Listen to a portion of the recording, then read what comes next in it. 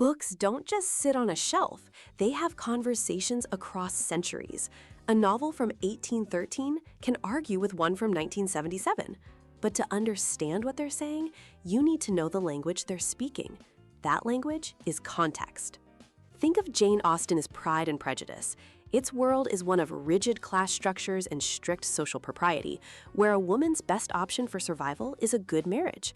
The story's entire drama is shaped by these constraints. Now, place it next to Helen Garner's Monkey Grip from 1977. Here, women navigate sexual freedom, counterculture, and life outside social approval.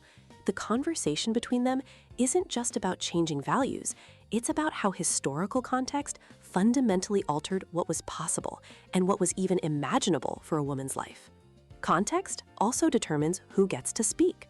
For generations, non-Indigenous Australian authors wrote about Indigenous characters, often through a colonial lens that justified occupation and silenced authentic voices. But then, the context changed. Civil rights and self-determination movements created a space for Indigenous authors like Alexis Wright to claim their own stories.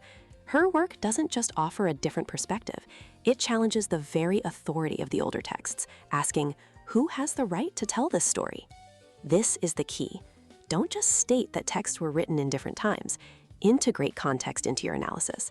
Show how a Victorian world constrained its characters and how a post-colonial world enabled new voices to emerge.